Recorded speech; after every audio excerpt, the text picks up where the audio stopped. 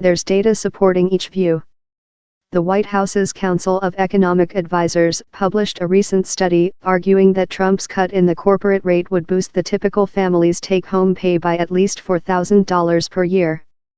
Companies would invest and spend more in the United States, boosting demand for goods and services and pushing wages up.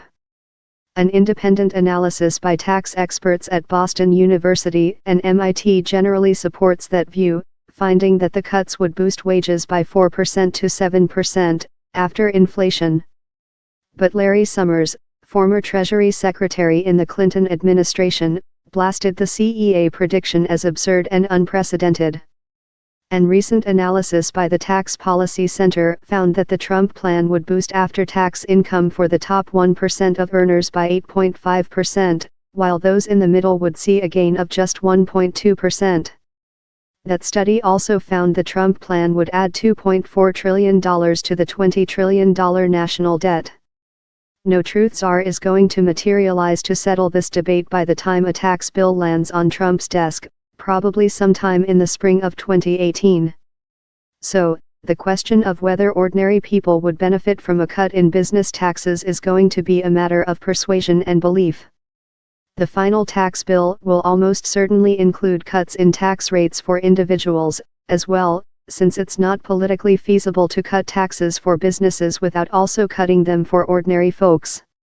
But individual tax cuts aren't expected to help the economy much, if at all, as surprising as that may sound. The Boston University/MIT study finds that cutting personal rates actually generates lower long-run economic welfare because it pushes federal deficits upward. So even if individual cuts are in the bill, it's the change in the corporate rate that might produce the largest economic benefit. If other countries had corporate tax rates similar to the US rate, none of this would be an issue. But developed countries in Europe and other parts of the world have been cutting their corporate rates to attract multinational corporations that can do business anywhere, leaving the United States an odd man out.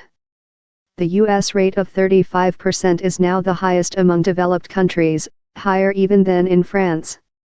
Most US companies don't pay that rate, thanks to deductions, credits and other loopholes. But the high marginal rate still affects where companies do business and invest. The divergence in corporate rates around the world has left the business side of the US tax code in greater need of repair than the individual side. For individuals, the tax burden in the United States is lower than average for advanced economies, with a typical family with 2 kids owing about 14% of gross income in federal taxes, according to the OECD. That's not terrible, and the individual tax code doesn't exactly create incentives for Americans to move to other countries, the way the business side of the tax code does. So as the Republican tax reform effort develops, tax cuts for individuals will largely serve as window dressing for lower business rates. That might be okay in the end, but we won't know for years and the arguments will probably continue no matter what the outcome. Confidential tip line, Rick Newman at News Pulse. Encrypted communication available. Rick Newman is the author of 4 books, including Rebounders, How Winners Pivot from Setback to Success. Follow him on Twitter, at Rick Newman.